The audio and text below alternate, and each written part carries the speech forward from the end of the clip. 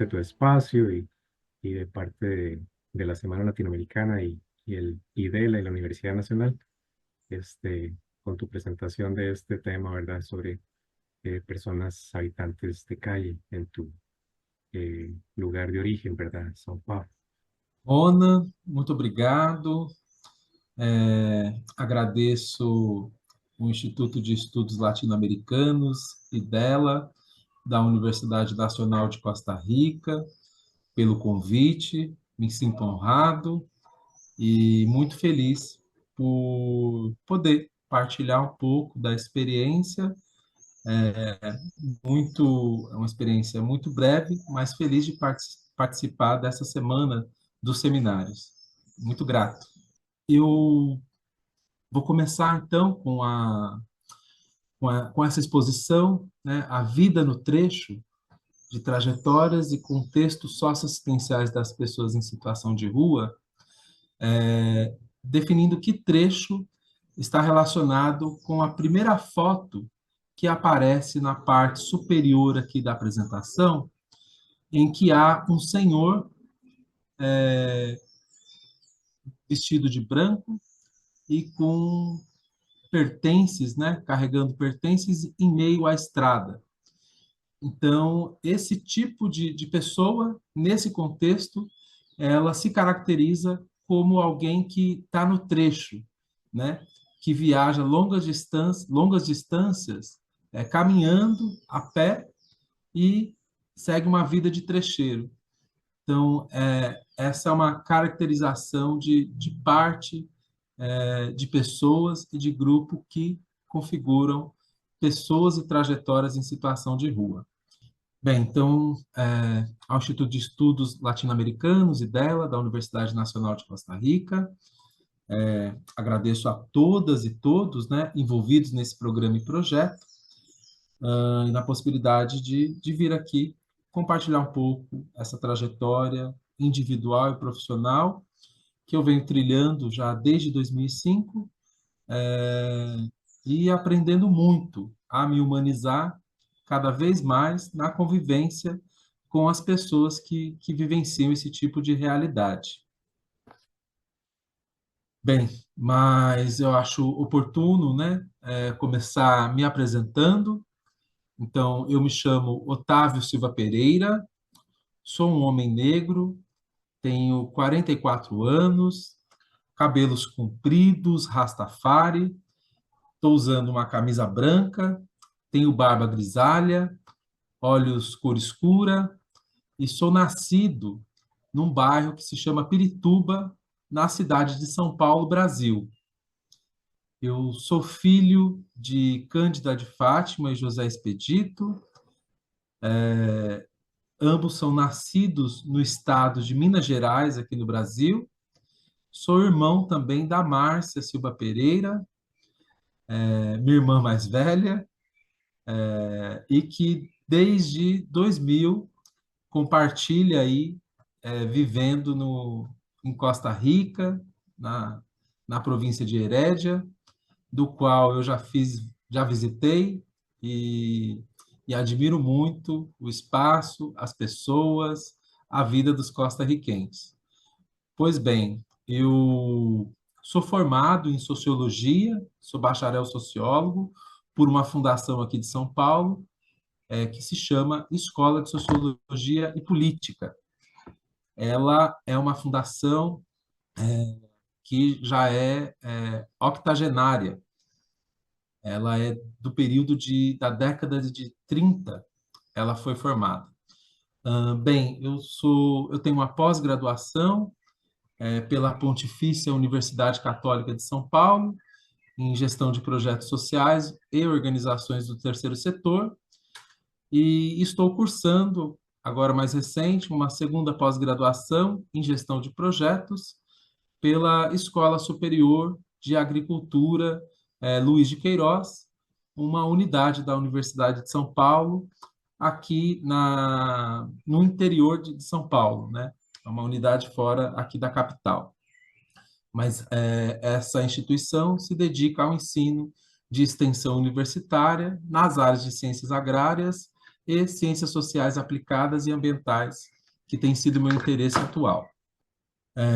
Bem, a minha relação com a população em situação de rua, ela começa ainda quando eu havia ingressado na graduação de Sociologia e por meio de um amigo muito querido, o Zezinho, integrante do Movimento dos Trabalhadores Sem Terra.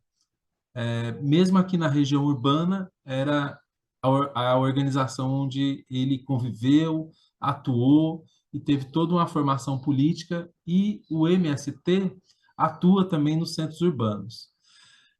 Esse Zezinho, meu amigo, ele me indicou para um trabalho que se intitula aqui Educador Social, né? Em uma organização que se chama Associação Rede Rua. Eu vou falar um pouquinho mais dela, um pouco mais para frente da apresentação dos slides. E eu ingressei nessa associação em 2005, né? Em um projeto de apoio a pessoas em situação de rua, e o nome desse projeto era intitulado Refeitório Comunitário Povo da Rua. Ele ficava estabelecido aqui na região central da cidade de São Paulo, e ele era mantido em uma relação de parceria com o poder público municipal, por meio da Secretaria Municipal de Assistência Social, que repassa o recurso para algumas organizações executarem os serviços e tipologias que a gente chama de atendimento para vários contextos e quadros de pessoas em vulnerabilidades. Então, além de pessoas em situação de rua, a assistência social, ela mantém também serviços e projetos de atenção para crianças e adolescentes, mulheres vítimas de violência, pessoas idosas abandonadas, e isso tudo como uma garantia de direito prevista desde a Constituição de 1988, né? E compõe parte de um tripé, que é a assistência social, previdência social e, e, assistência e seguridade social. Esse é o tripé social garantido constitucionalmente aqui no nosso país, aqui no Brasil. Bem, sobre a presença, né, da população em situação de rua, ela se reflete por questões sociais bastante complexas, como a desigualdade, né, que acompanha aí desde da chegada de colonizadores de 1500 no Brasil. Esse quadro só vem se agravando, né?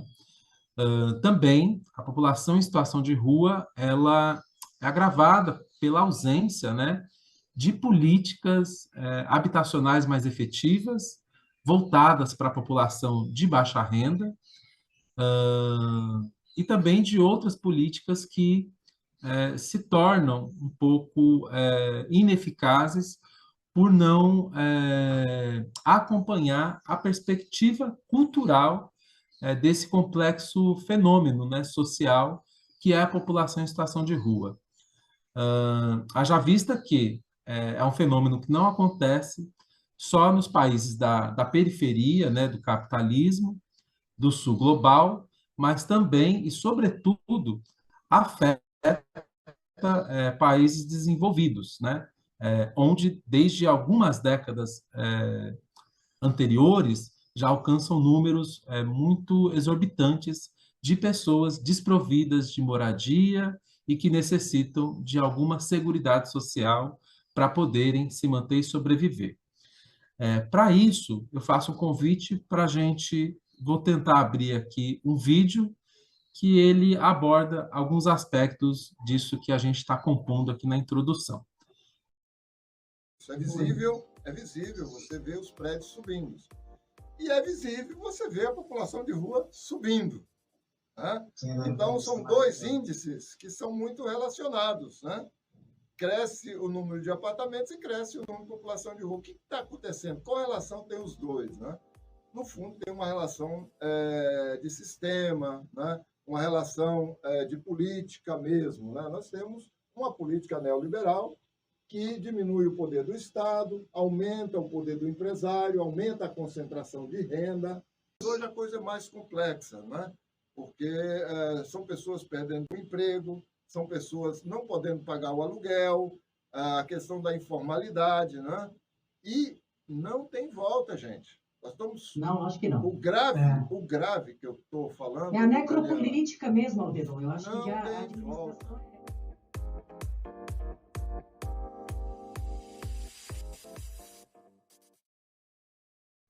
Bem, então, quem apareceu nesse vídeo é um conhecido, amigo, colega, que já atua com população de rua há bastante tempo aqui em São Paulo e que traz uma experiência a partir da comunicação com pessoas em situação de rua. Há um periódico que ele já completa 40 anos. O periódico é um jornal que se dedica a notícias do povo da rua. E o Alderon, essa figura que expressou e agora essa opinião, ele participa desse projeto editorial, né, já há bastante tempo. E ele nos dá aí algumas pistas, né, do que acomete a população em situação de rua. Então, a especulação imobiliária, o fortalecimento da perspectiva política neoliberal, que põe, sobretudo, a pauta de privatização e de perda de garantias de direitos, né, públicos fundamentais, como alguns dos problemas que vêm assolando, aí, agravando, com o crescimento, o aumento da população em situação de rua. Em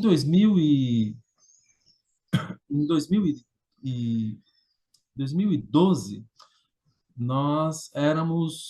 havia um número bem menor do que é hoje da população em situação de rua em São Paulo. Então, mesmo que a economia ela esteja, né, em pleno emprego, a gente ainda assim é mantido um exército de reserva, e dentro desse exército de reserva, a população de rua é considerada como lumpen proletariado, né? Nesse contexto de política neoliberal. E aí qual sofre bastante bastante discriminada e sofre também com as questões do mundo do trabalho e as suas transformações do mundo do trabalho que vem aí, né, sofrendo bastante modificações já ao longo de bastante décadas, e quais a gente tem alguns estudiosos que tratam sobre o agravamento desse assunto, como a notícia que nós temos aqui ao lado, né? Vou passar um pouquinho, que o trabalho precário, intermitente, ele tem agravado as situações do desemprego e do aumento desse exército de reserva. E o Ricardo Antunes é um intelectual, um estudioso que aborda essa dimensão na perspectiva do trabalho, né? Então, essa é uma parte, né, que agrava a problemática da situação de rua nos grandes centros urbanos. A questão relacionada às mudanças no mundo de trabalho, cada vez mais exigentes, e aprofundando, inclusive, as desigualdades sociais que impedem que as pessoas tenham que consigam, né, ter uma projeção de ascensão social, e agrava ainda mais esse número, esse contingente. Uma vez que as pessoas, né, com um número de desemprego mais alto, não conseguem arcar com seus custos de vida, né, como aluguéis, né, muito altos devido a essa especulação imobiliária, isso incide no fenômeno de muitas famílias não terem outra oportunidade a não ser irem parar nas ruas, né? Aqui eu vou convidar vocês a gente ver um segundo vídeo, né, de uma fala bastante importante que eu acho que também vai deixar um pouquinho mais lúcido isso que a gente está iniciando, que é tentar munir a gente um pouco de algumas concepções teóricas, tá?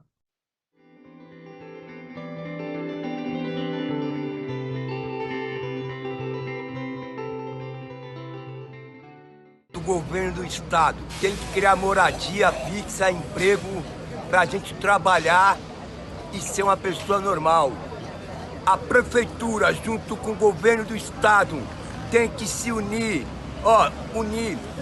e criar moradia e emprego, porque nós vota, os políticos tá tudo rico, eu voto, o direito humano não tá funcionando, a defensoria pública não funciona, nós não tem direito a nada, moro na rua igual um desgraçado e sou obrigado a votar.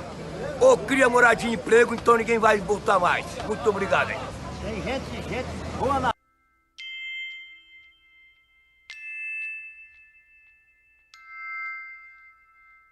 Bem, o depoimento desse senhor, deixa eu voltar um pouquinho.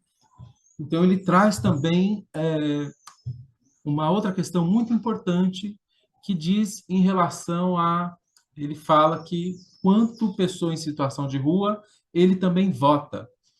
Então, tem um elemento que está ligado à ausência de uma cidadania plena.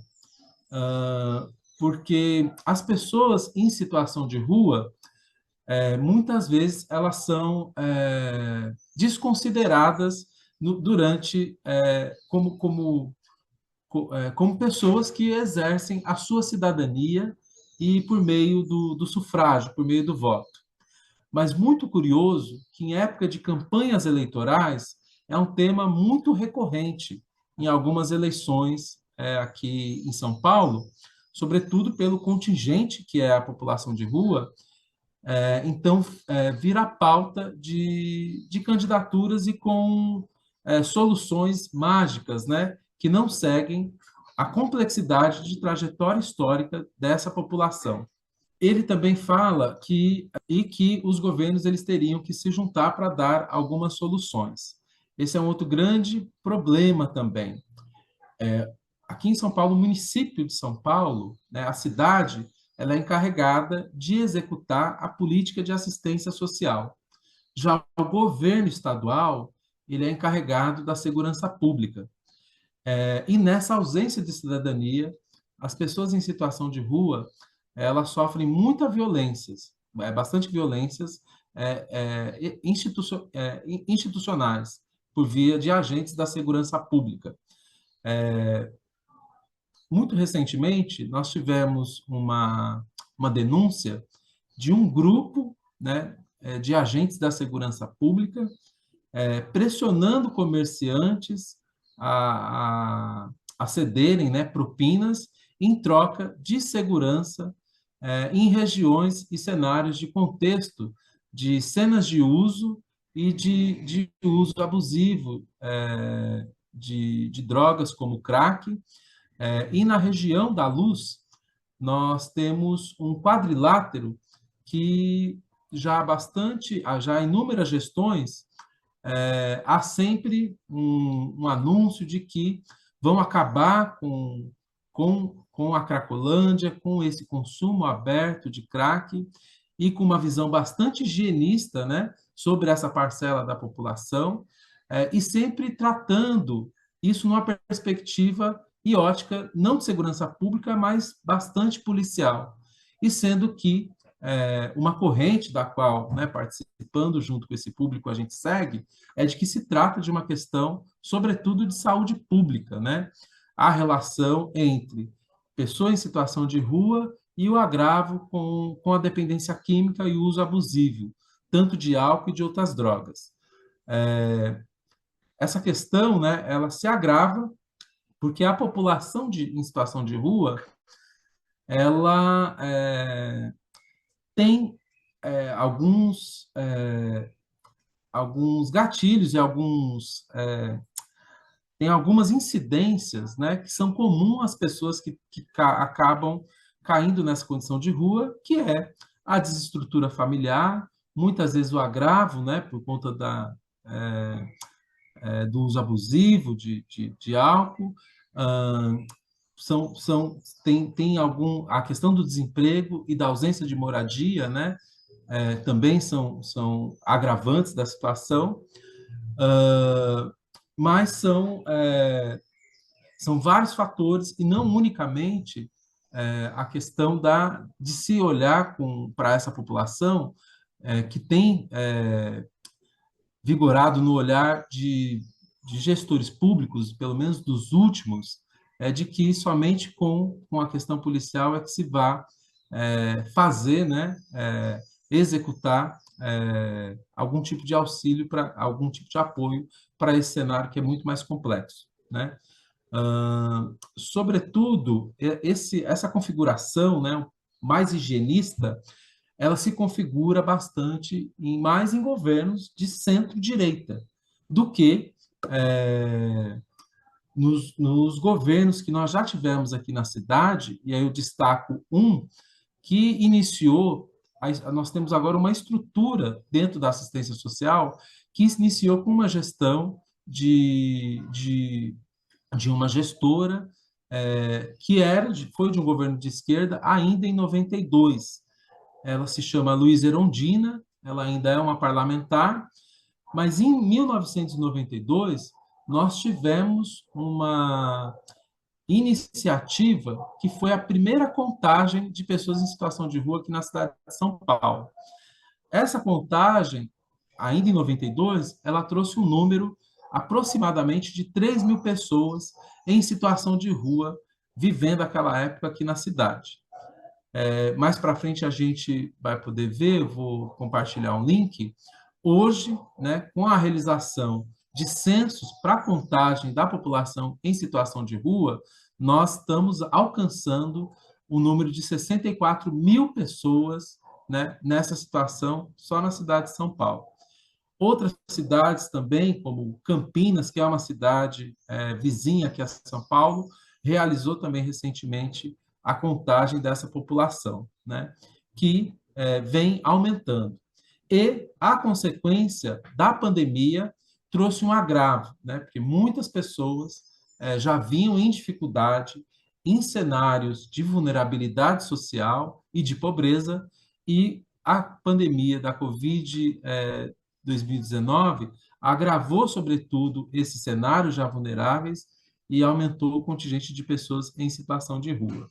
Aqui, a gente vai trabalhar um pouco a definição, né, sobre o perfil da população em situação de rua. O conceito, ele basicamente situa, né, que a população em situação de rua abrange indivíduos diversos que utilizam a rua como moradia, seja de forma permanente ou temporária.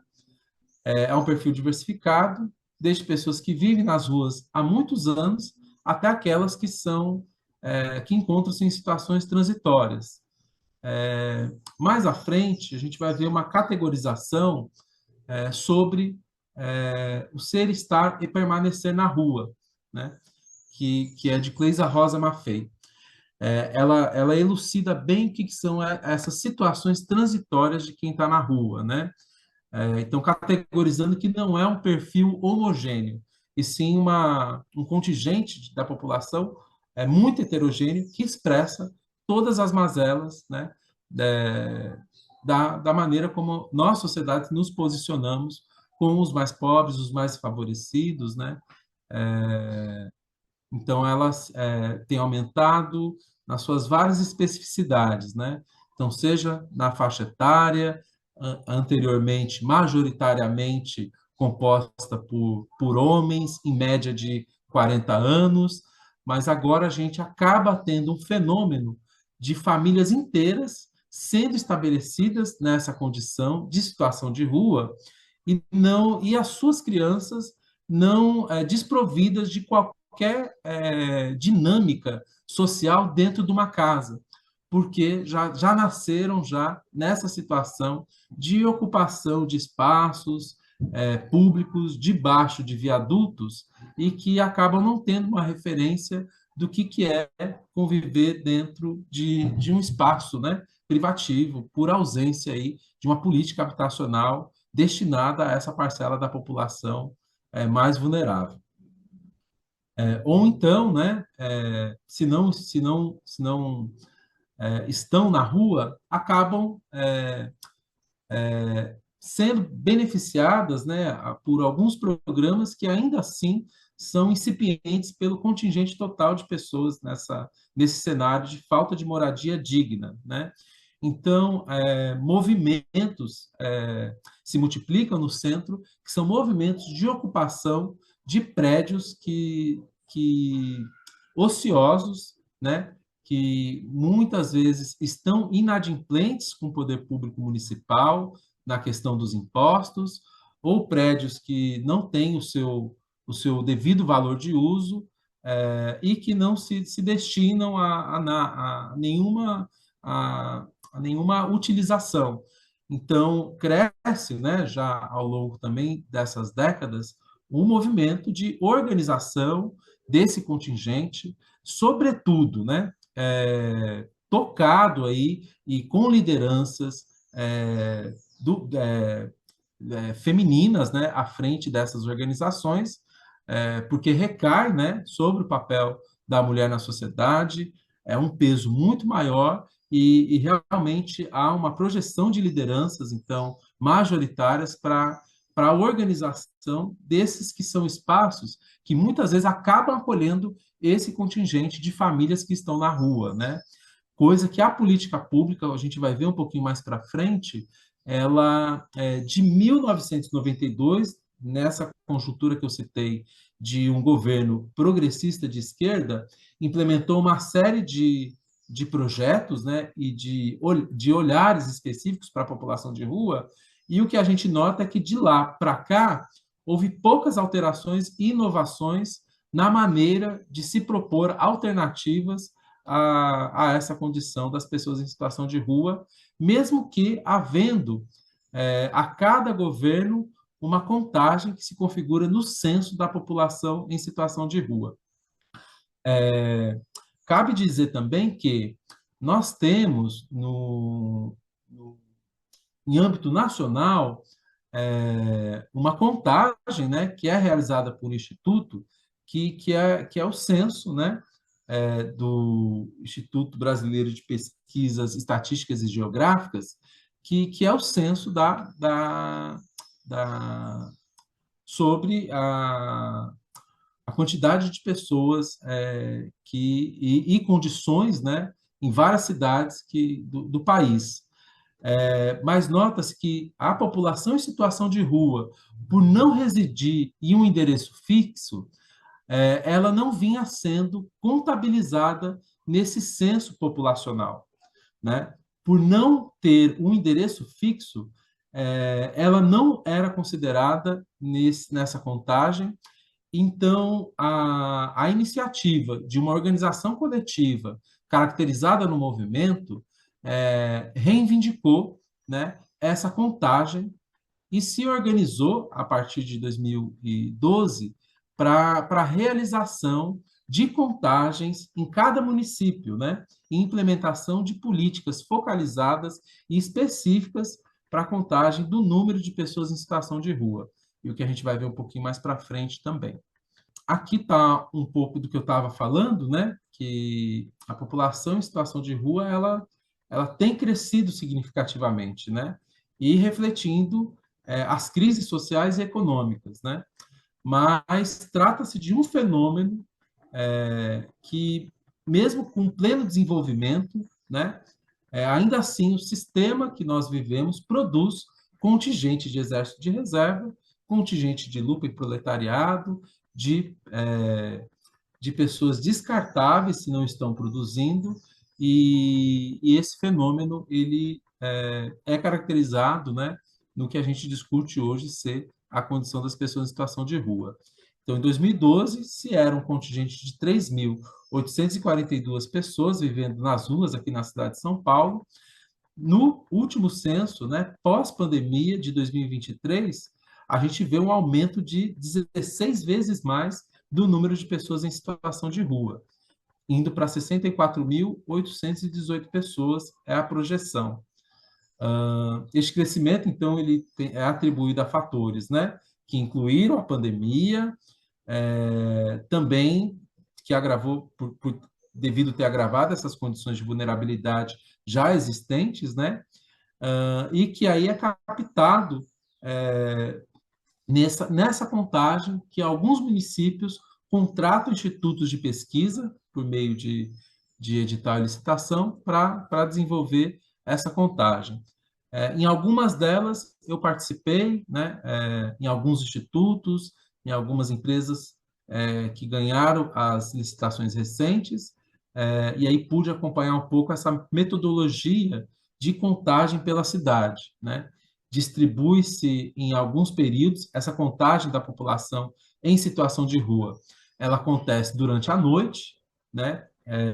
No início da noite, para se pegar justamente quando a pessoa está indo, não está em movimento e está indo se acomodar para pernoitar, seja na rua, e também tem a contagem dentro da rede socioassistencial que compõe o serviço de atendimento e de acolhida para a população em situação de rua.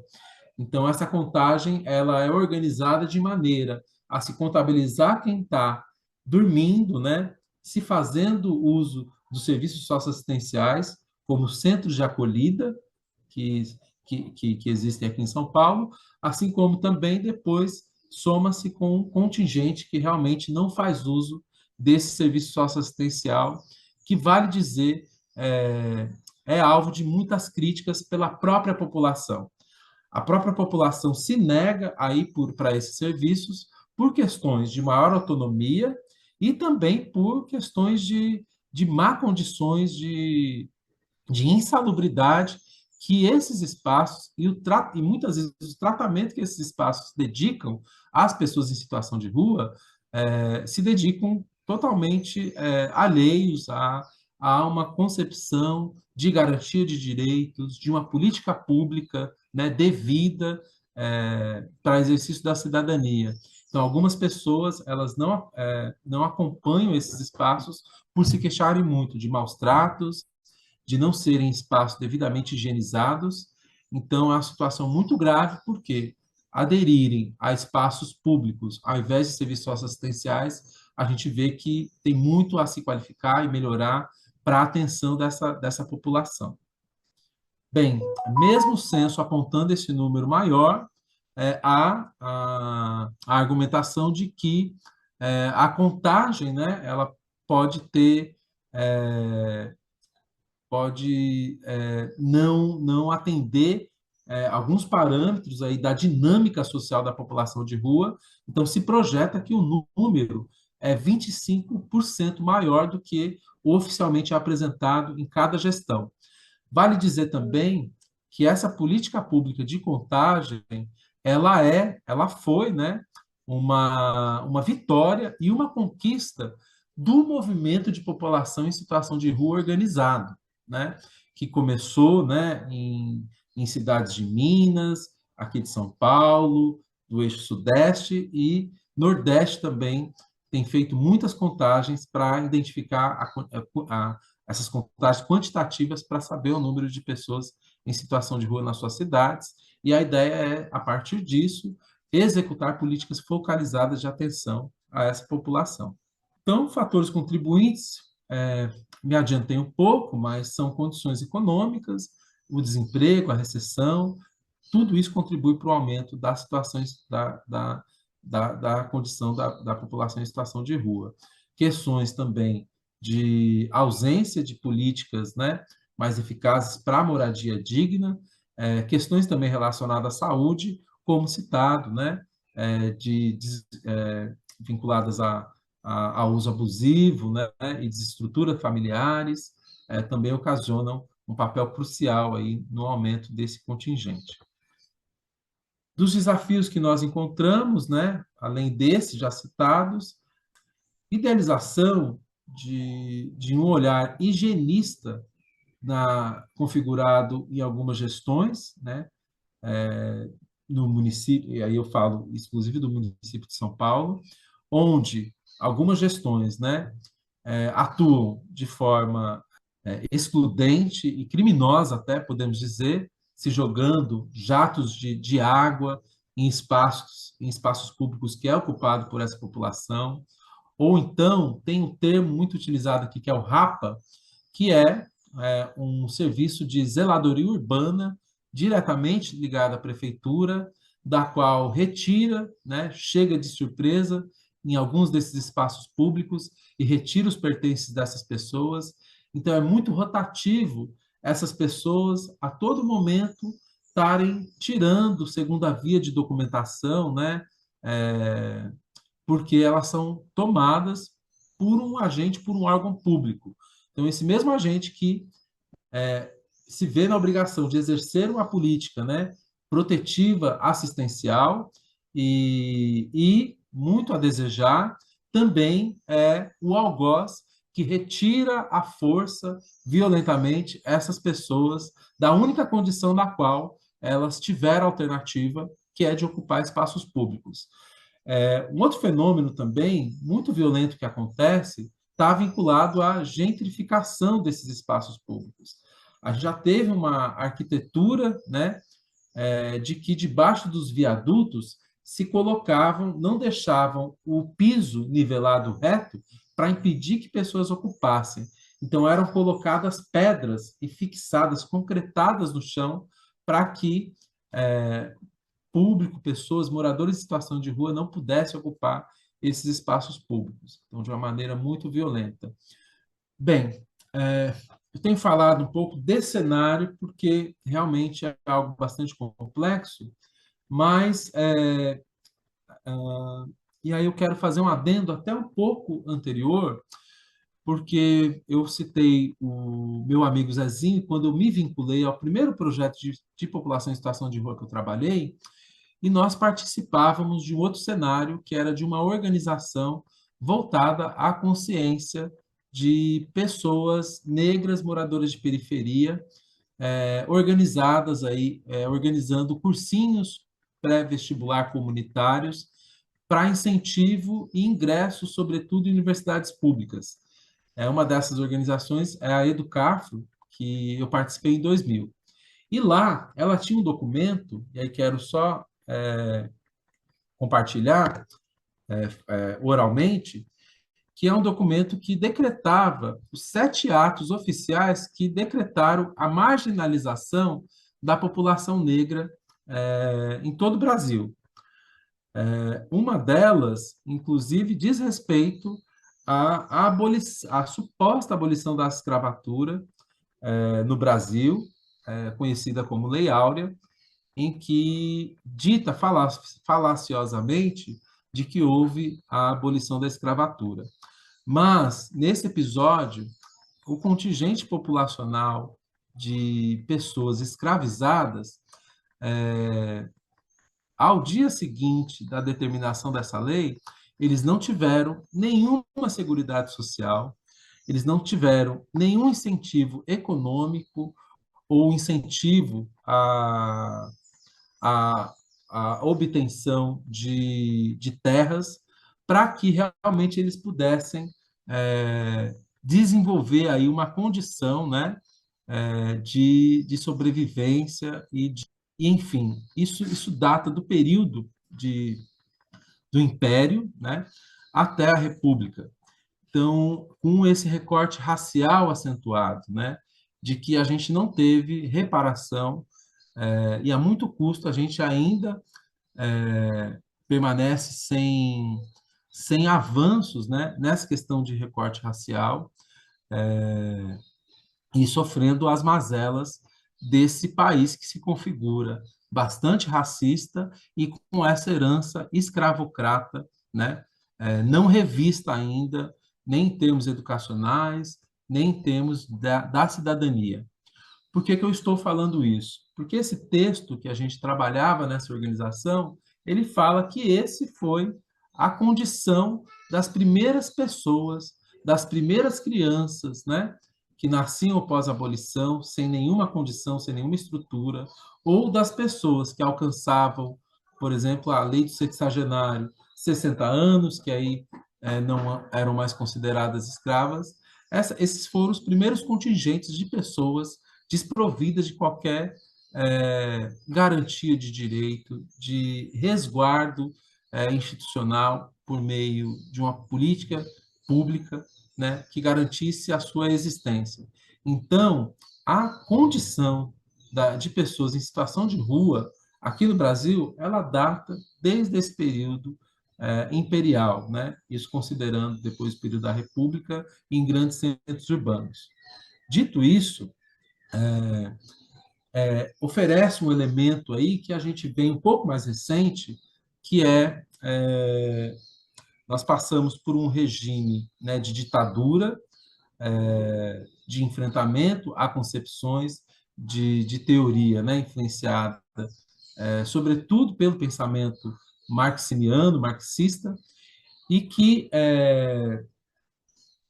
mesmo que no período imperial o cristianismo, por meio da Igreja Católica, teve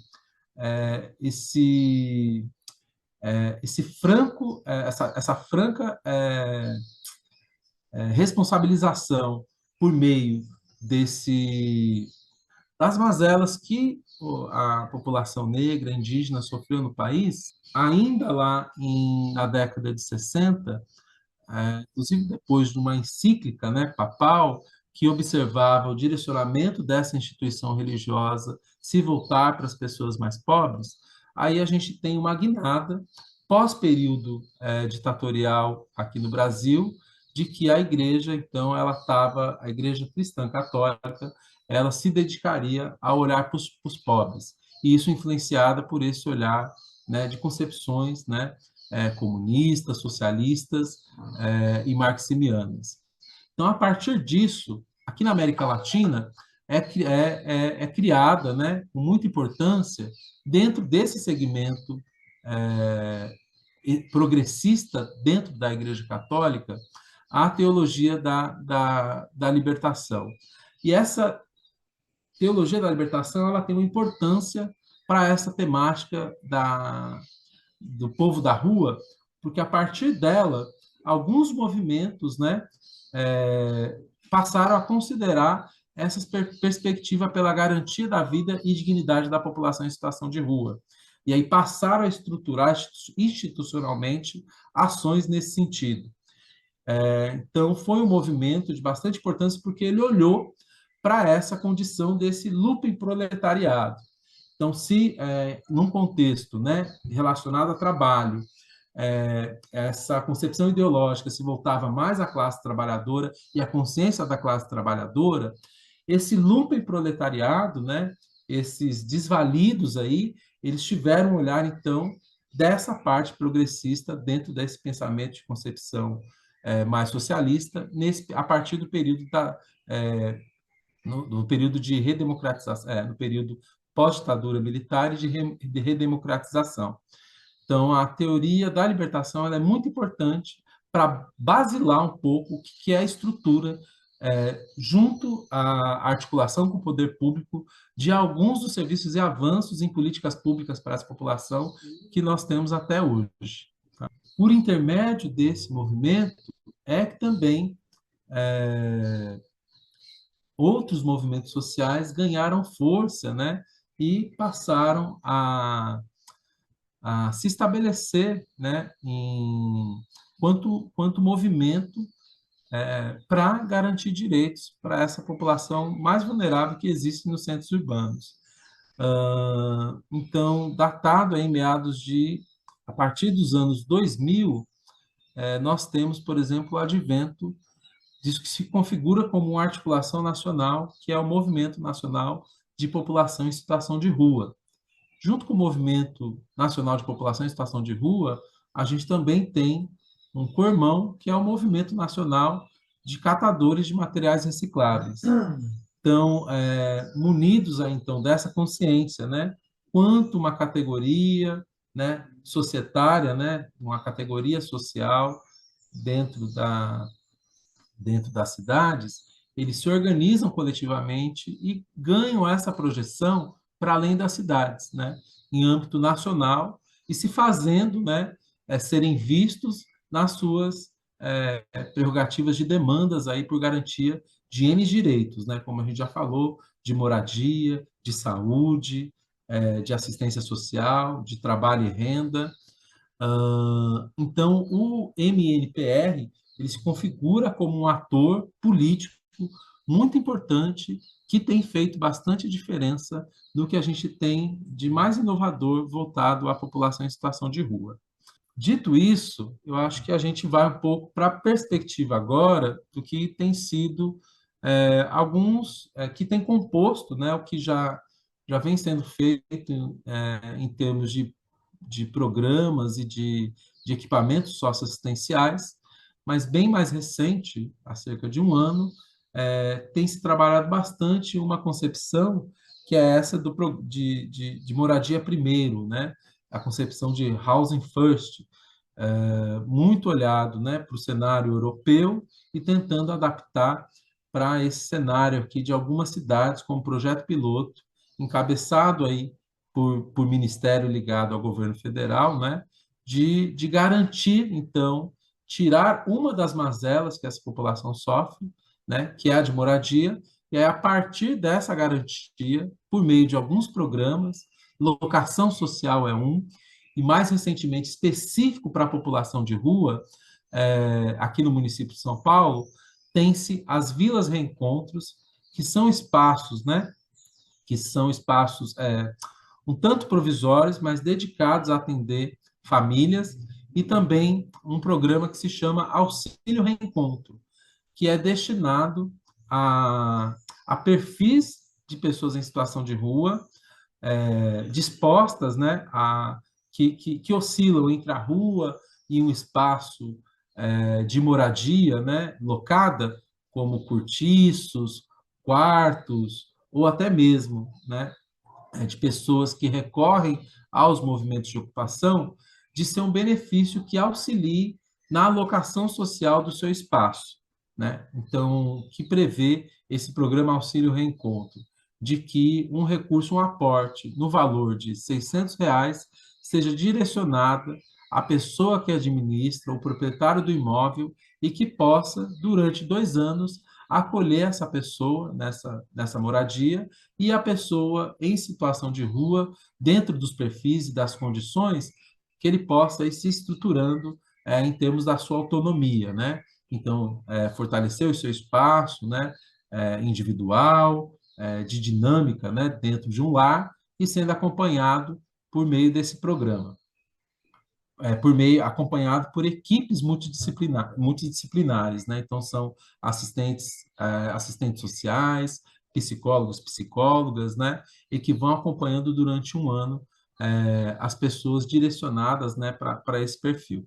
Então, esse é um programa, né, que vem sendo aí dedicado em São Paulo, em outras cidades, ao longo de um ano, por meio da Secretaria Municipal de Assistência e Desenvolvimento Social.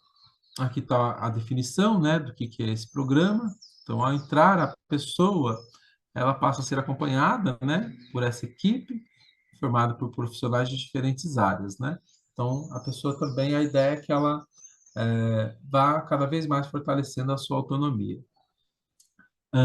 Individualmente é R$ 600, mas para aqueles perfis que se configuram como família, e família numa concepção, né, muito de acordo com a realidade. Família não precisa ser consanguínea, são pessoas que mantêm uma dinâmica, né, de afetividade, de proximidade, que caminham juntas, elas são consideradas famílias, e aí o aporte pode chegar até R$ 1.200, elas podendo, inclusive, escolher o imóvel, aonde querem morar, e para recorrer a esse auxílio.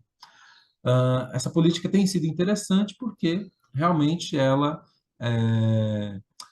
acaba ajudando, né, e dando uma proteção que é justamente da pessoa ter um abrigo, né, um local mais adequado para poder se reestruturar, né, em termos de trabalho e renda, em termos de estudo, e tem tido algumas ações muito exitosas, né, de pessoas que realmente estão conseguindo se reerguer aí funcionalmente, né, com esse aporte. Então, tenho visto com bastante interesse, muito interessante esse tipo de programa.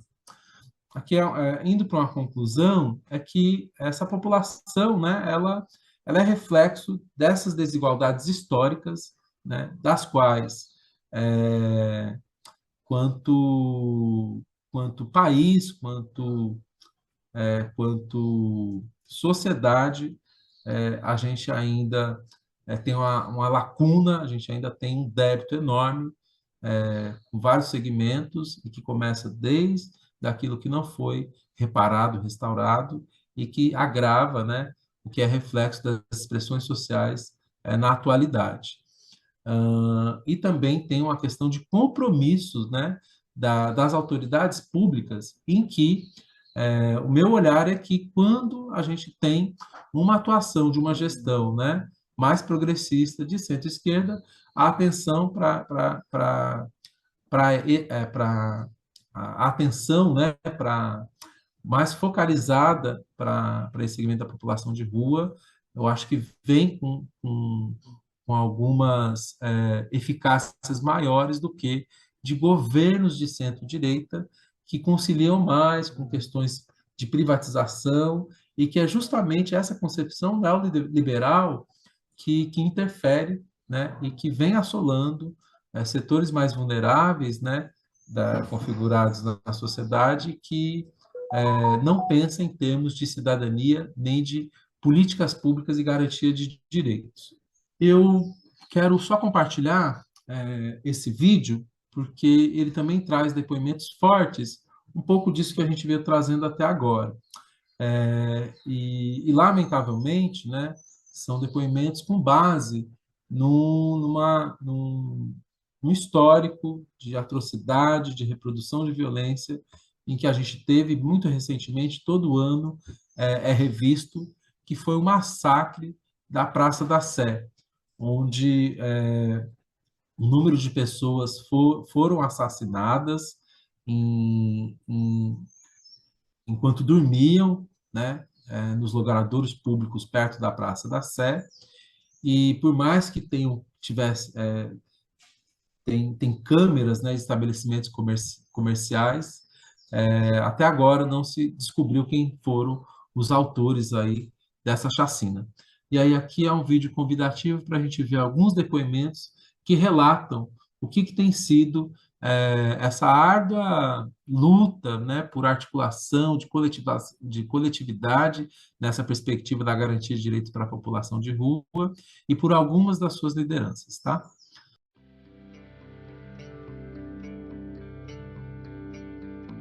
Estamos aqui hoje para relembrar um pouco do dia 19, o dia de luta da população em situação de rua. No que se deu esse dia de luta? É um dia muito triste de se lembrar, porque foi o dia em que a gente teve a tristeza de ver tantos irmãos nossos sendo massacrados na Praça da Sé, em São Paulo. Esse dia 19 é um dia a ser lembrado porque o mesmo dia que a gente sofreu essas violações foi o dia em que se organizou o Movimento Nacional da População em Situação de Rua. Foi o dia em que a gente se uniu para lutar pelos direitos dessas pessoas que sofrem tantas violências nas ruas. E a gente fica triste em ver que ainda hoje essa violência acontece. A gente, como Movimento Nacional da População em Situação de Rua, que antes era só 5, 6, hoje nós somos representantes em vários estados do Brasil para lutar contra essas violações de direitos, com essa população tão vulnerável que é a população em situação de rua. Nem todo mundo está na rua porque quer. O que falta para nós são as políticas públicas verdadeiramente trabalhadas para a pessoa em situação de vulnerabilidade. Se nós tivéssemos uma política onde o serviço da área social chegasse até essas pessoas hoje não estariam na rua. Muitas pessoas que a gente tem abordado como Rede de Solidariedade que estão na rua, elas têm falado para nós que elas estão na rua porque na casa delas não há comida. Então, isso quer dizer para a Rede de Solidariedade que a política pública nossa do DF não estão chegando nessas pessoas. Se as políticas públicas do DF não chegam nessas pessoas, essas pessoas não têm uma outra alternativa a não ser acessar a rua como moradia e até mesmo um espaço para se alimentar.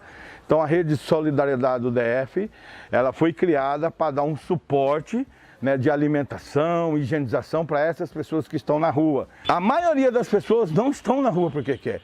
Se elas tiver política de moradia, de trabalho, social, elas não estariam na rua. Tem muitas pessoas que criticam essas pessoas que vivem nas ruas, mas não buscam entender o porquê que essas pessoas chegam até essa situação. E a pesquisa hoje indica que a maioria dessas pessoas que estão nas ruas hoje é por falta de moradia, é por falta de trabalho. Hoje, com essa pandemia, triplicou as pessoas em situação de rua em Brasília. E a maioria delas já até tinham moradia, moravam pagando aluguel, mas perderam o serviço e vieram para as ruas.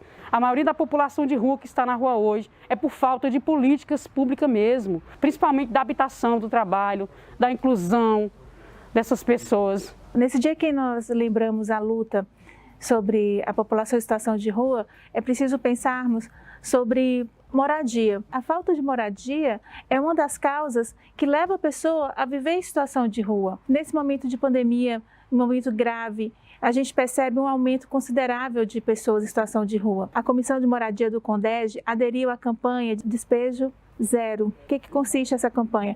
Consiste na luta para que não haja remoções forçadas, seja por ordem administrativa, seja por ordem judicial. Hoje nós temos essa batalha, que é a batalha pela não remoção forçada, e nós temos atuado muito com recomendações aos órgãos competentes para que os órgãos públicos se atentem a essa necessidade de não remoção no período de pandemia. Sou a coordenadora do Fórum da Rua de Brasília. O Fórum da Rua ele é uma instituição que organiza as instituições da sociedade civil e do movimento nacional de população em situação de rua pela luta pelas políticas públicas. Nós sabemos que há um processo de desconstrução das políticas públicas, em especial para a população vulnerável, que já não tinha muito essas políticas bem definidas. Esses direitos que não eram já garantidos anteriormente, agora pioraram. Nós estamos vendo e assistindo uma derrubada muito grande nas ocupações, mas não só isso. Milhares de pessoas estão indo à rua por questões de falta de emprego. Recentemente foi criada a Frente Parlamentar, em que essa Frente Parlamentar vai tentar construir de maneira nacional as políticas públicas para essa população, que devem ser construídas de forma intersetorial, porque a pessoa que está vivendo em situação de rua ou momentaneamente está na rua, ela precisa de moradia, ela precisa de trabalho, saúde, educação e assistência. Estou aqui para falar um pouco sobre a saúde da população em situação de rua, que hoje está muito precária por falta de atendimento. A população de rua ela vem sofrendo muito sobre essa questão da saúde, pois não tem acesso, sofre muito discriminação por estar em situação de rua. Esse mês é um mês de luta, é uma época que temos que nos unir para a gente podermos tentar vencer, porque não é fácil. Eu tive uma situação também e hoje, graças a Deus, estou bem estruturado e estamos lutando junto aí para que a gente venha poder reverter essa situação. Pedimos apoio, pedimos de vocês, porque a gente não consegue. E quando eu descobri que eu ainda tinha uma chance de retornar, de ressocializar, foi quando eu descobri o CAPS. A partir daí, eu criei uma estratégia de reduzir os danos, o CAPS me ajudou a encontrar trabalho, o CAPS me ajudou a me devolver o meu nome, porque até então na rua só tinha apelido.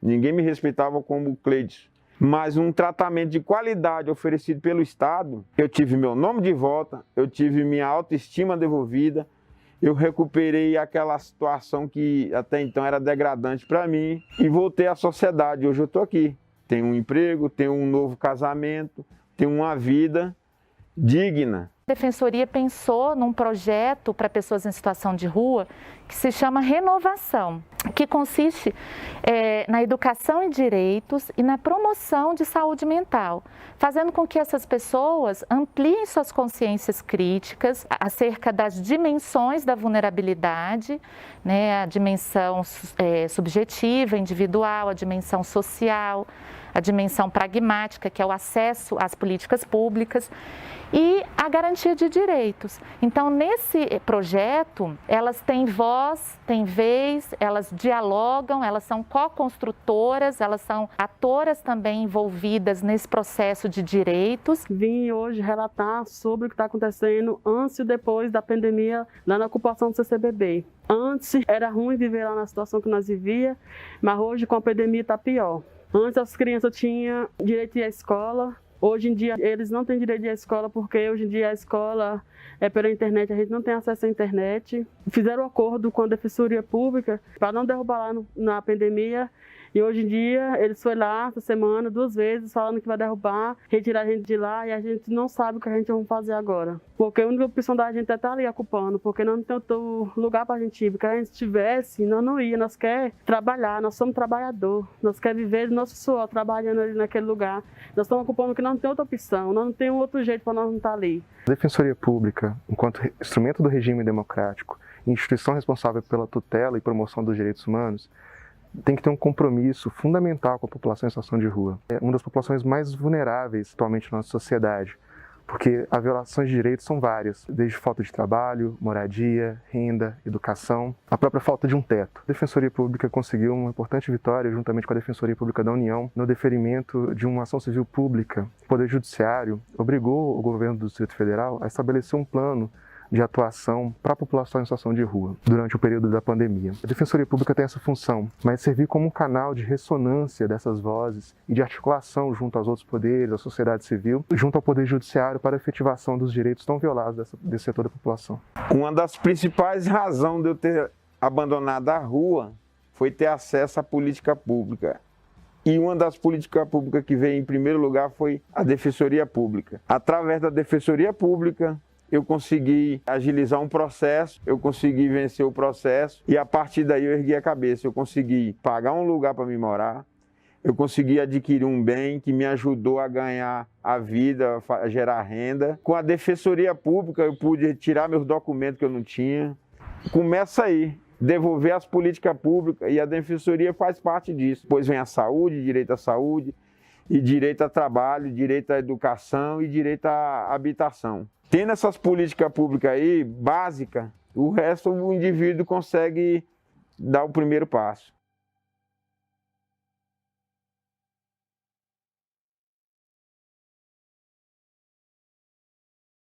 Então, acho que disso que eu tentei organizar um pouco sobre esses fragmentos todos que a gente vem passando, né, na perspectiva da população de rua. Ainda tem alguns outros que eu acabei não trazendo, né, para essa nossa conversa de hoje, dado mesmo as demandas, né, mas que tem alguns cenários que se apontam de ainda maior agravamento, né, e que a gente precisa se atentar quanto operadores aí, né, e para o estabelecimento de políticas, né, públicas mais qualificadas para esse e vários outros segmentos, mas específico para a população de rua, mas que acenam aí, já vem acenando com bastante preocupação, que né, tem sido o aumento, por exemplo, da população carcerária egressa, né, do sistema penitenciário, também pela falta de oportunidades, também pela marginalização, né, de comunidades periféricas, e aí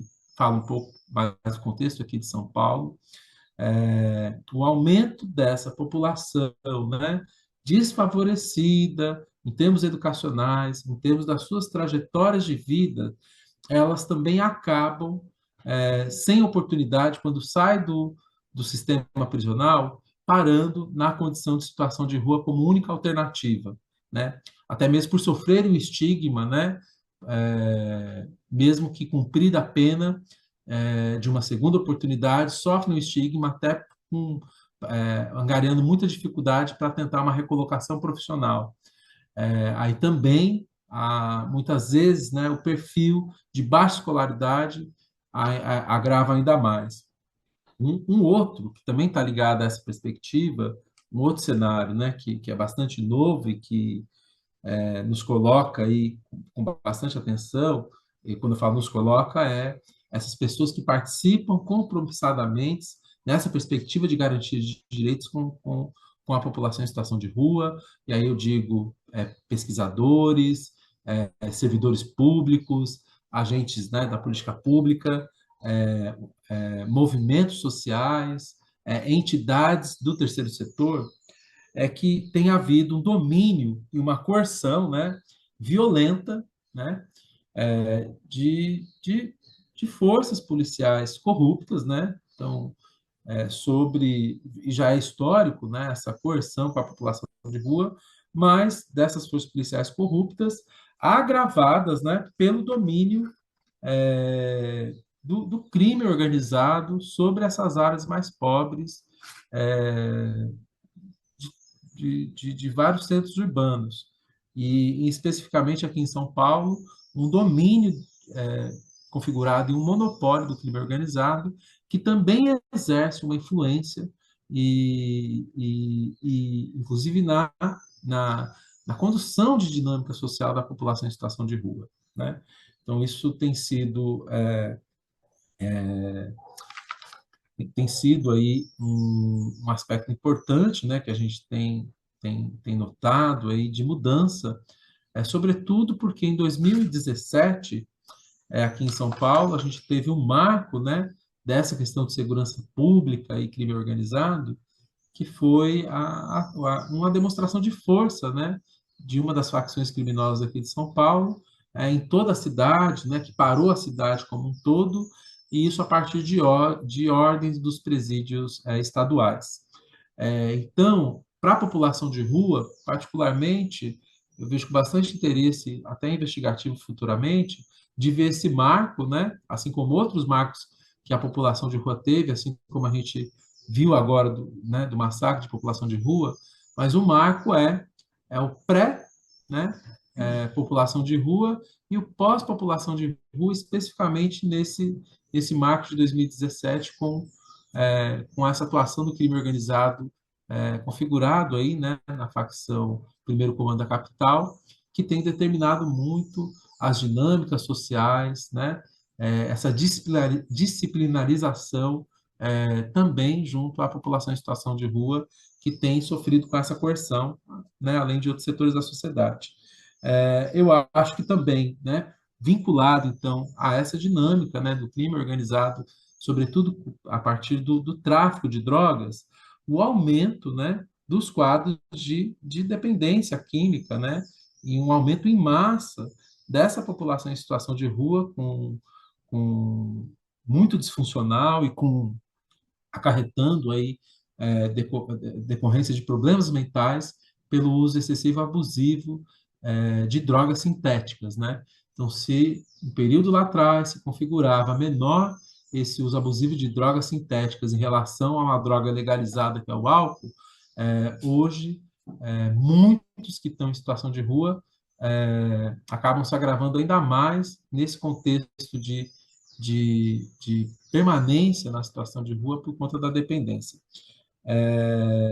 E também, né, eu acho que destacou esse cenário de sobreposição de uma política de perspectiva neoliberal, né, que diminui, né,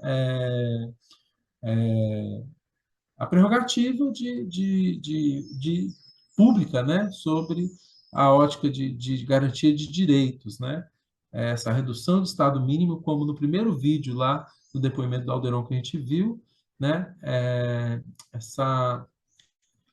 esse mantra de Estado mínimo também corresponde a uma diminuição de direitos sociais, né, de direitos democráticos. Faltou eu só conceituar, essas aqui são algumas referências, eu tenho outras que eu acabei utilizando, e aqui também tem alguns marcos legais, né? Então, desde a Constituição de 88, a política pública de assistência, né, no que diz respeito à atenção de proteção social especial, que corresponde, né, em atenção de média complexidade, de alta complexidade para a população em situação de rua, para crianças em situação de rua, mulheres, né, e famílias em situação de rua, e a composição da população em situação de rua ainda majoritariamente se configura do perfil, né, de quadro masculino. E por que eu toquei naquela questão da herança escravocrata? Porque também a projeção de recorte racial dessa população assola, sobretudo, a população negra, o contingente populacional de pessoas negras nessa situação decorre dessa marginalização, desse agravo histórico aí não reparado né, como sociedade mesmo brasileira, que foi a herança escravocrata, e a gente não repara ainda isso nas desigualdades sociais, sobretudo das pessoas negras, assim como eu. Então, eu me vejo muito, né, trabalhando com população de rua, me vejo muito nessa identidade, né, com as pessoas que, sobretudo, são pessoas negras que se deparam nessa situação. E aí também tem aí vou colocar alguns links, né, que vem sendo esses censos, né, de projeção e aumento da população em situação de rua. Também vai ter um link sobre os vários serviços que compõem a assistência social para a atenção dessa população de rua.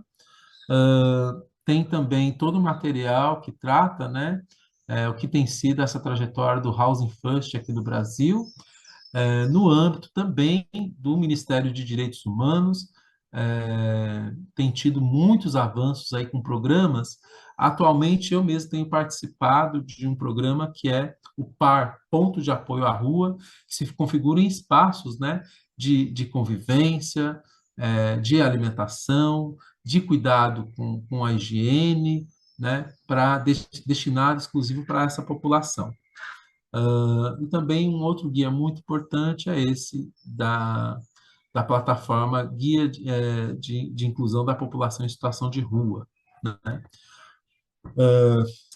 Também vou deixar, né, aqui meus contatos para troca de materiais. Me interessa muito saber, nessa perspectiva da temática população de rua, como tem se dado, né, em regiões até fora do Brasil, da América Latina, da América Central.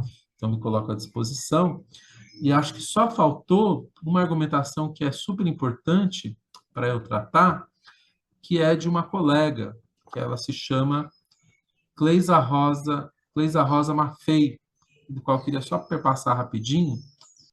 Eu só quero concluir, porque tem esse livro, né, que é Vidas de Rua, de uma colega dessa associação, organização que eu estou vinculado atualmente, que foi a primeira associação que eu trabalhei lá em 2005, e eu voltei para ela agora e me conto muito feliz pela atuação profissional nela. E a Cleisa Rosa é uma assistente social que escreveu uma categorização sobre a população em situação de rua, que é o ser, estar e permanecer na rua, né? Então, o ser se configura mais como essa pessoa, esse perfil histórico, né, em situação de rua, com as suas marcas, né? Essa pessoa que muitas vezes se vê com roupas um pouco mais esgarçadas, né? Com acúmulo, né, de uma aparência, né, a barba, na figura masculina, barba por fazer, que a gente identifica que está há muito mais tempo nesse processo de trajetória de rua, né? Então, muitas vezes, carregando, né, alguma sacola, alguns pertences, em geral, portando mochila, dá para identificar como esse ser, né, de pessoas com trajetória de ser em situação de rua. Já o permanecer na rua está ligada a uma condição que é vinculada ao agravo dessas questões, né, econômicas, políticas. Então, é alguém que sofre por desemprego, que foi desalojado da sua casa, né, devido a não conseguir pagar aluguel. E, atualmente, a gente também tem tido desalojamentos de pessoas da sua própria casa, né, por influência e coerção, por exemplo, do crime organizado, né, que por razões, talvez de interesse, acabam tirando pessoas do vínculo de algumas comunidades. Isso tem sido um cenário acometendo aí comunidades mais pobres, que acabam indo, não tendo destino, se não tem um apoio, né, de familiares, acabam indo parar na rua. Então, esse é o permanecer.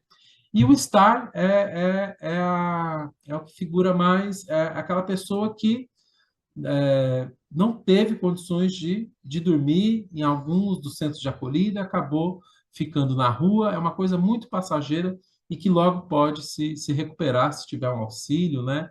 Esse é um perfil um pouco mais estruturado de estar na rua ou também configurado no quadro de pessoas com dependência química, que às vezes acabam permanecendo curtos períodos na rua e depois tentando voltar a uma dinâmica mais tradicional e dinâmica um pouco mais convencional aí, né? Que a sociedade coloca no núcleo familiar. Mas então essa categorização ela é muito importante porque ela divide prioridades, né, e possibilidades de ações com esses vários perfis em situação de rua, né? Então, para o ser, esse é muito mais resistente às políticas de assistência social, aos espaços de atendimento público, porque ele não precisa, ele por si só é um outsider, ele consegue sobreviver da cidade, né, com bastante resiliência e durante muitos anos, né? O permanecer na rua já precisa de algumas atenções, né, por exemplo, socioassistenciais ou da garantia, né, de permanência do trabalho e renda para ele poder superar essa condição de vulnerabilidade. E o estar na rua, né, realmente ele precisando de uma força um pouco menor e que, por exemplo, políticas de moradia primeiro pode servir muito bem a esse perfil, nessa categorização formulada nesse livro, né, Vidas de Rua, da Cleisa Moreno Maffei Rosa. Bem, eu termino por aqui, eu acho que um pouco essa exposição. Quero novamente agradecer, me sinto muito grato de poder partilhar esse mínimo, que é muito mais de uma trajetória, né, pessoal, profissional, mas espero que tenha colaborado aí com essa iniciativa maravilhosa aí do seminário aí pela universidade. Obrigado, viu? Obrigado, Octavio. Muchas gracias eh, por esta brillante exposición, ¿verdad? El trabajo que realizan allá en Sao Paulo. Y precisamente, como usted lo comentaba, estamos ante un problema que parte de una marginalización, ¿verdad? Que corre integralmente por muchas personas que son excluidas dentro de este fracaso, ¿verdad? Del modelo neoliberal, básicamente. Eh, a modo de jocoso, tal vez es una anécdota. Hace unos años, precisamente estaba hablando con la directora del colegio aquí, ahorita les digo cuál es. Y ella estaba eh, en una aplicación, ¿verdad? Que se llama Eumedito. Esta es una meditación diaria, ¿verdad? Que se hace y está ligado como una red también de personas que en su mayoría son brasileños. Entonces le preguntaron a ella este, que, cuál era su profesión, ¿verdad? ¿Qué elaboraba? Entonces ella le dijo que ella trabajaba en el colegio nocturno de desamparados. Colégio Entonces, Noturno de Desamparados. Sí. sí, lo que pasa es que las personas brasileñas no sabían que en Costa Rica hay un lugar que se llama Desamparados. Entonces, ellos creyeron que estaba haciendo una gran labor, ¿verdad? Por precisamente darle toda la oportunidad a las personas de calle, ¿verdad? Que estuvieran en una situación muy cercana, ¿verdad? A la que usted nos refirió. Entonces, bueno, esto amo un poco eso, ¿verdad? Pero hay que verlo muy seriamente, ¿verdad? Ahí hice unas anotaciones y vamos a ver desde el principio. Entonces, eh, se habla un poco, bueno, aquí está. ciertamente hay una despersonalización, ¿verdad? Hay una desubjetivación de todas las personas, ¿verdad? Que viven en situación de calle. Por tanto, al no ser consideradas parte de un sistema normalizado, ¿verdad? En torno a una posición, que en este caso es su poder adquisitivo, ¿verdad? Simplemente no son sujetos de confianza y no son sujetos menos de crédito, ¿verdad?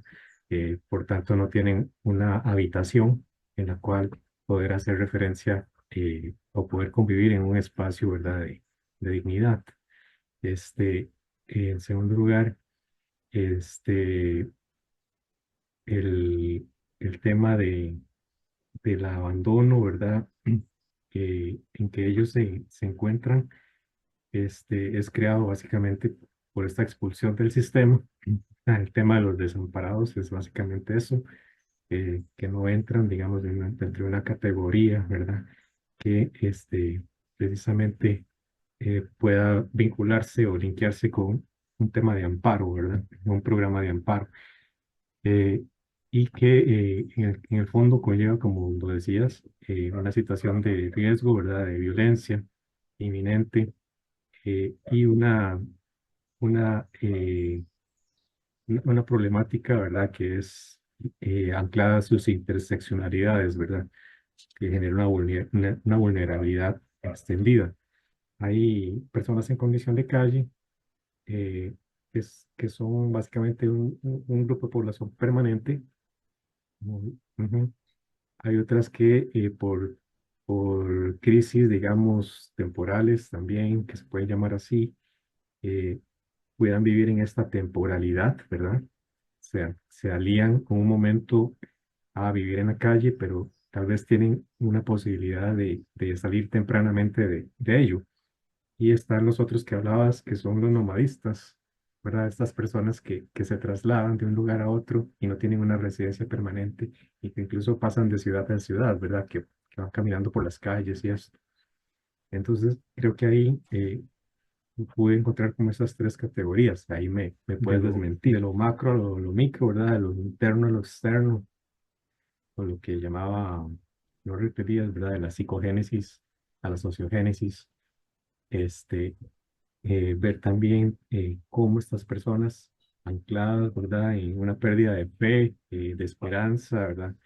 Si te puedes referir un poco a la situación emocional de ellos y cómo superar esa situación emocional, porque si no logran pasar de esta convicción interna, ¿verdad? Aunque no tengan las posibilidades económicas, nunca van a poder precisamente subir un peldaño más, ¿verdad? Para salir de hacer evidente, consciente su posición, ¿verdad? De que efectivamente puede haber un cambio. Luego, la responsabilidad social de todos, ¿verdad? Como dices, es un trabajo en red, eh, y donde participan muchas organizaciones y autoridades. Por tanto, eh, la leyenda, ¿verdad? Es un problema de todos y por tanto debe haber una solución de parte de todos, ¿verdad? Cómo es esa participación en mayor o menor grado y hasta donde también se hacen presentes o no, ¿verdad? Por ejemplo, las empresas privadas. Cómo participan ellos en el tema de la responsabilidad social con las personas de calle. El enfoque, ¿verdad? Me gustó mucho el enfoque, ¿verdad? Porque está basado en la teología de la liberación, ¿verdad? Y básicamente una educación, ¿verdad? Que sería como ver esa paz en las calles, ¿verdad? Cuando no es evidente, ¿verdad? Las personas tienden a hacerse las personas ciegas, ¿verdad? Las personas que no ven. Por tanto, ignorar un problema eh, es parte también del problema, ¿verdad? Entonces, ¿cómo hacer consciente? No solamente, bueno, ya viste el trabajo que ustedes hacen, pero hacer consciente a las personas que no lo son y que simplemente ven en el día a día, ¿verdad? Que es un problema que no tiene solución, ¿verdad? Y que incluso ellos no tienen ningún tipo de participación y miran al otro, ¿verdad? Que es un problema de espejo, ¿verdad? Miran al otro simplemente como no quiero un contagio, ¿verdad? Un contagio.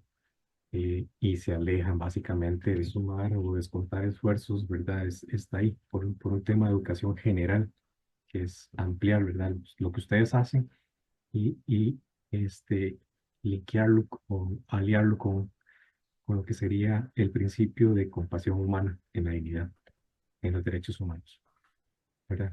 Porque la compasión es el acicate de lo que vendría a ser el amor, ¿verdad? El amor al prójimo y el concepto de solidaridad. Agradeço as observações e, e, e aí permitindo, né, essa parte de acréscimo. Realmente há um problema de amparo, né, nessa perspectiva de pessoas que não são invisíveis perante o cotidiano de outras pessoas que executam as suas dinâmicas de idas e vindas para o trabalho, né? Então, ou recreativas em algum espaço em que fingem que não, as crianças ou pessoas não estão ali pedindo uma ajuda, uma colaboração. Há muito isso, né? Então, parece que são pessoas invisíveis.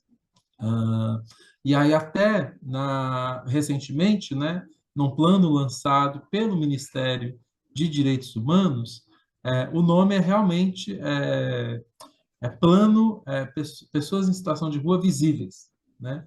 Que é para combater essa invisibilidade, por parte, né, sobretudo, né, de um segmento da sociedade que é de um perfil socioeconômico a partir de uma classe média que não visualiza e não se interessa pelos assolamentos históricos das populações mais pobres, né, na sociedade. Então, há uma invisibilidade desses problemas, inclusive uma expressão de ódio quando que a atenção da política pública é voltada para esses segmentos mais pobres e visto com muito estigma, né, de que são pessoas que não merecem, são pessoas que são, né, em termos de muito estigmas, se usa uma palavra que é pejorativa, né? São vagabundos, não querem nada, não querem trabalho.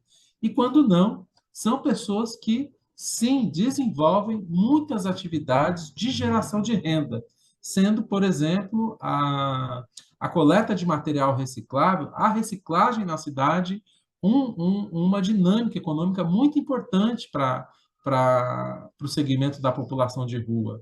Inclusive, que se organizou em movimento nacional e que nessa gestão, que aí eu coloquei, né, esse recorte, uma gestão de governos do espectro, né, político mais progressista à esquerda, realmente eles alcançam a abertura maior, né? Então, haja vista alguns encontros em que a população em situação de rua e o movimento de catadores tiveram junto aos dois primeiros governos do presidente Lula e com o lançamento de programas focalizados, né, em políticas públicas de incentivo, de estabelecimento dessa garantia mínima de direitos para essa população. E aí isso é fruto, né, dessa própria população ser bastante resiliente e nas mazelas da qual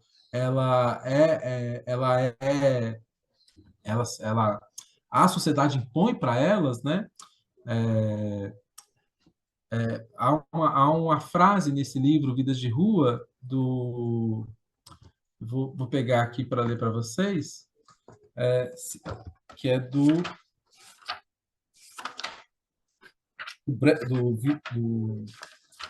eu pegar aqui.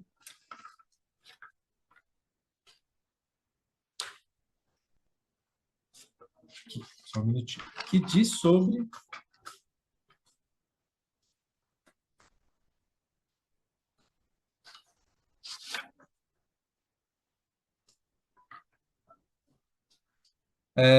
do Bertold Brecht, né, que fala: disse violento o rio que tudo arrasta. mas não se dizem violentas às margens que o oprimem. Então, por mais que essa população de rua, historicamente, e agravada por outras questões,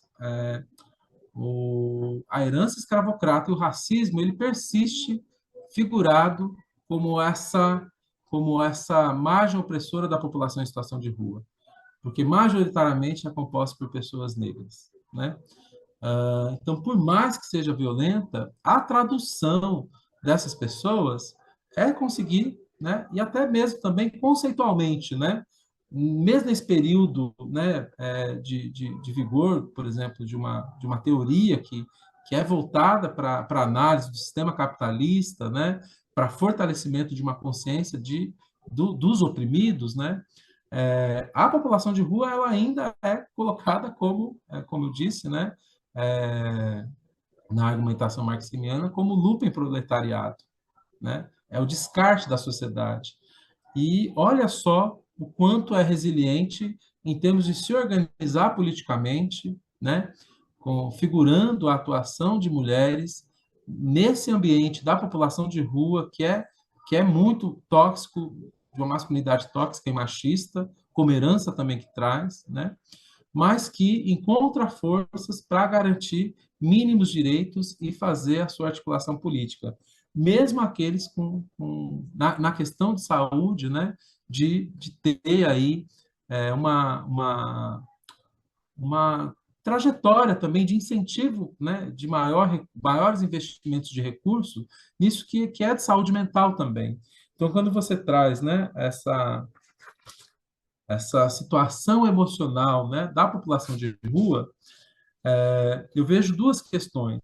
Sim, né, são assoladas por essa margem que oprime, que estigmatiza, mas também respondem, né, com, vamos dizer, a desobediência, com, de certa forma, a anarquia de não ficar presa ou regulada por um mínimo, né, da sociedade privada que prerroga o direito à propriedade privada, e aí encontram o espaço público para o exercício daquilo que elas são, de quem elas prerrogam ser, da liberdade, né, de poderem expressar até mesmo o descontentamento com a situação de coerção e de clausura toda que essa sociedade nos impõe. É lógico que não é romantizando a situação degradante de a pessoa não ter os mínimos de garantia, né, numa sociedade que a invisibiliza, mas sim é de responder com, mesmo que tamanha violência que sofre, e também a reprodução como reatividade dessa violência, mas é, sobretudo, no tempo que eu acompanho de 2005 para cá, onde eu encontro maior humanidade. Em qualquer outro setor que eu poderia encontrar, junto à população em situação de rua, que muitas vezes partilha o mínimo que tem. Então, se vai para tem os lugares que servem alimentação que chamam de boca de rango. Então, se na boca de rango tem uma única marmita e tem 2, 3 pessoas, essa marmita vai ser partilhada. Uma questão de agravo a bebida alcoólica, o corote de pinga, né? A cachaça, a bebida alcoólica, também é partilhada. Então, muitas coisas são partilhadas, inclusive as mazelas, mas também os momentos de alegria, né? E aí se configura nesses laços mais humanizados que eu vejo, de ruptura com tudo isso que o sistema entrega de opressão, né? Então, acho que é quase que há uma perspectiva cultural da rua que seria muito importante, em termos de execução e de planejamento de políticas públicas, a gente passar a olhar, porque a população de rua ela dá respostas. Na medida que ela não quer participar, não quer ir para a oferta de serviços socioassistenciais, que são os centros de acolhida, porque acolhem mais de 100 pessoas num galpão. As camas e as roupas de cama, às vezes, não são trocadas, né? É um serviço precarizado, porque a relação de trabalho também das pessoas que atuam, por exemplo, na assistência social, é muito mais próxima de quem eles atendem do que da ascensão social que se almeja, por qualquer que seja a atuação profissional. Então, um educador social, muitas vezes, que leva, né? Ou uma assistente social, um psicólogo, trabalhador da assistência social, que leva 2, 3 horas para chegar no trabalho por conta do trânsito, que recebe um salário, né, muito próximo do mínimo e muito aquém do que deveria, se encontra e se vê muitas vezes frente às angústias, frente às mazelas do público que ela se dedica a atender. Então, precisa muito mais, né, do que o interesse, por exemplo, econômico, para estar atuando junto com essa população e para estar articulando junto.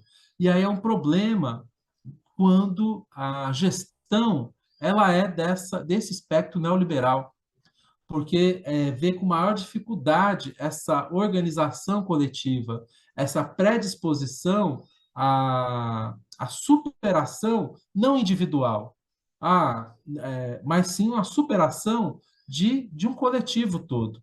E isso a gente ainda se vê na liturgia, né, dos movimentos sociais, né, que sim, vieram perdendo, né, muito de uma maior consciência crítica, a articulação tem sido mais difícil, né, por conta dessa, né, a solidariedade também, né, tem sido colocada em teste, mas é algo que a gente não pode abandonar em termos de fortalecer esse todo. E nisso, eu acho que realmente, né, é um exercício de cidadania, essa participação mais política, né, de se colocar, ele é expresso nesse segmento, né, por mais que pareça que não, que são descartáveis, são pessoas já desqualificadas, não. Todas elas, quem se debruça, né, a entender essa dimensão da população de rua, vê que são trajetórias de vida, né, de muito acúmulo, né?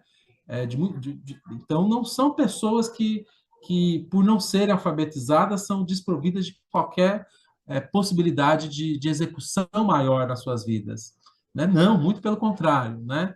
É uma ausência, é um problema aí estrutural na trajetória de vida dela, mas ela tem um conhecimento de várias outras possibilidades, né, de entendimento da cidade, que muitas vezes nós, nas classes que como trabalhadores nos encontramos, ou quem dirá, né, os mais abastados, né, as áreas mais ricas, mais nobres, que agem, né, com a postura higienista contra essa população, desconhecem sobre a cidade. Né? Tem lugares que só é acessado por essas pessoas e da maneira como elas vêm. Né? Outras pessoas não conseguem enxergar a cidade como a perspectiva de quem delas, né? Como eu achei bacana o termo, como as pessoas do colégio noturno de desamparados conseguem enxergar, né? Ver a lua, né? Enquanto acorda durante a madrugada. Lógico que não dá para romantizar esse cenário. É responsabilidade, né, do poder público e é responsabilidade nossa combater as forças políticas, né, que tentam expulsar esse cenário. Por exemplo, grandes eventos em cidades causa violências tremendas a essa população.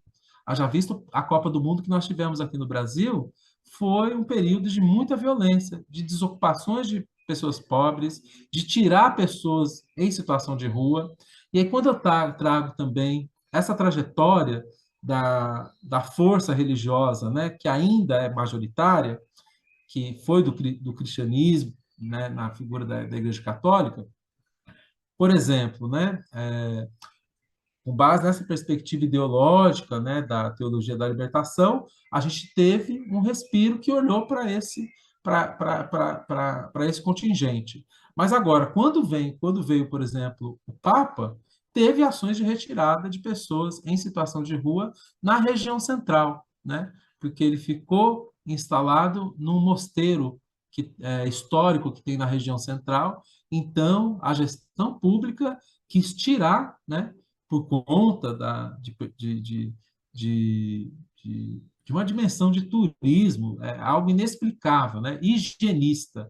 Então, esse pensamento conservador, esse pensamento que vem, né? que faz parte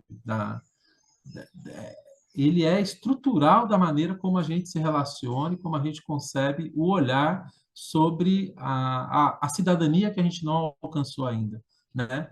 Que é o estigma, que é o racismo. Então, a gente tem que combater essas forças, né? Que são forças que atentam à vida, né? E as pessoas merecem viver.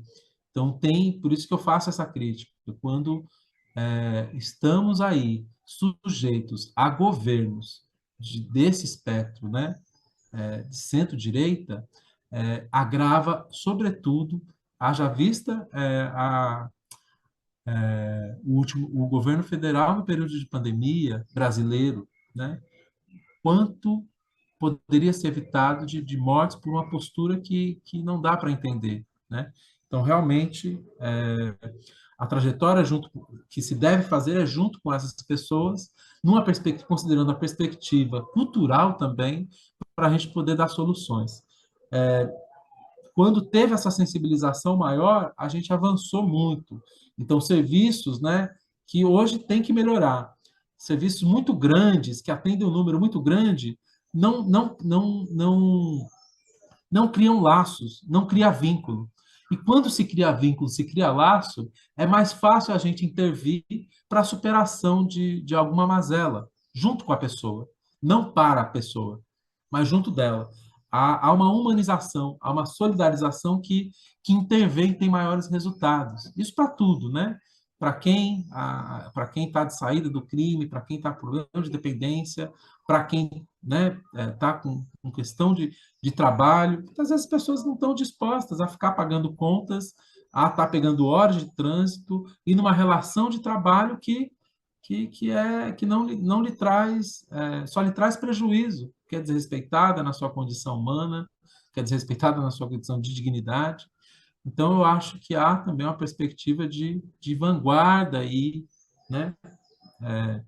E de uma trajetória dura, né? Mas que, mesmo assim, se intenciona viver numa condição como essa. Então, isso é de um olhar, de se privilegiar muito, e é isso que eu trouxe no início da minha apresentação como aprendizado diário, e me encontro muito feliz atuando com essa população, apesar de todos os desafios que a gente tem para atuar junto dela, né? E que, se for aumentar o cenário nessa macroeconomia, realmente há de se produzir ainda mais sujeitos nessa condição, se depender só do sistema, né? Porque ele é feito para reproduzir, né? Para tirar a cidadania e reproduzir essa perda de dignidade, né? Cada vez mais. Então, realmente é um desafio enorme aí que a gente tem que fortalecer, né? Ainda mais e, sobretudo, com base no que já é histórico, já é referência para a gente. Não sei, quis comentar um pouco o que toda você esta trouxe. alimentación, ¿verdad? Que nos has dado, estamos completamente seguros, ¿verdad? Que va a ser de mucha utilidad para las organizaciones y autoridades que precisamente trabajan este tema por acá, y sobre todo para una concientización, ¿verdad?, de la población en general con respecto a este tema, porque así fomentamos precisamente una educación popular, ¿verdad?, y una alfabetización en torno a a la solución que podemos aportar. Gracias, Ronald. No, más bien yo creo que es como entender un poco, porque Brasil, somos 200 millones de habitantes, entonces todo es muy grande, ¿verdad? Si aquí tenemos 3.000 hoy en la ciudad de San José, allá teníamos 3.000 en el 92, como Otávio apuntó, y ahora es más de 67.000 personas en condición de calle, y es muy interesante escuchar un poco la génesis, ¿verdad?, de esa población, y que yo creo que aquí en Costa Rica todavía estamos a tiempo de actuar, ¿verdad?, y de ser consecuente como Estado, como institución, justamente para intentar acolher e que não se perpetue, ¿verdad?, para não chegar a números exorbitantes. Talvez aqui a população tenha um perfil parecido, mas é o perfil de migrante, ¿verdad?, porque somos um país de paso, não? E sabemos que ha subido muitíssimo o número de população de de CAD debido a la migración, ¿verdad? Esa zona, por ser zona de paso. Y yo creo que escuchar a Otávio es como abrir un poco los ojos y el corazón también, ¿verdad? ¿Qué se está haciendo a nivel institucional para empezar a mitigar y para empezar a correr y de alguna manera pensar también el tema de las desigualdades, ¿no? Que nuestro país es profundamente desigual, Brasil históricamente ha sido desigual. Yo creo que ahora, desde la parte de las ciencias sociales y junto con algunos movimientos sociales también, se ha buscado una reparación, que yo creo que todavía ha sido una reparación verbal, no se ha llevado a la práctica por medio de políticas públicas, de políticas sociales. Sin embargo, ya se habla, ya se nombra. Y es como Otávio mencionó, es una población que es invisible, ¿verdad? Já há algumas políticas, já há bastante avanços allá. Eu creo que Otávio não ahondou um pouco no tema da política nacional, ¿verdad? Que há em torno a las poblaciones de situação de CAD. Talvez em algum momento, talvez nos pode deixar aí, talvez, o link para que podamos consultar. Sin embargo, eu creio que o chamado de atenção é justamente a la génesis, ¿verdad? Como desde Costa Rica podemos empezar a detener um pouco la génesis ¿verdad? Las causas que ocasiona la población. Contener, ¿verdad? En la génesis, el problema Ujú. me hace pensar en la en la organización de las redes de voluntariado, ¿verdad? Ujú. No hay que esperar de que otros lo hagan, sino que ahorita trabajan, no sé, de 3 o 4, ¿verdad? Redes en San José, Ujú. pero Ujú. pudieran haber 20, ¿verdad? Entonces, entre más gente se una a esto, más podría contenerse, ¿verdad? El problema. Entonces, bueno, Otávio, muchas gracias. Te queremos felicitar por tu investigación y por tu trabajo y extensiva también a las redes y personas con las cuales trabajas. Entonces, a Marcia también, muchas gracias.